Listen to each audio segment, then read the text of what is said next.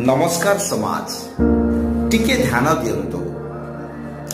जेपरि गोटे खुर केश काटिबा पाई गछ काटिबा पाई बा काठ काटिबा पाई ही न थाए, अबा गोटे कुऱ्हाड़ी बा टांगिया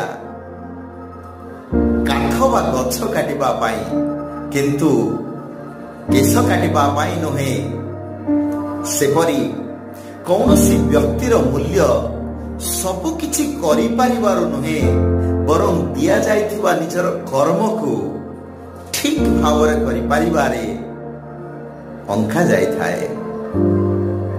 कहबार अर्थ हेया कि सबु किछिर एक वास्तव उद्देश्य अछि एवं एहा जागा अनुजाई अलगा अलगा रूपरे रूपायित होइथाए। एहाको बुझिबार अछि एवं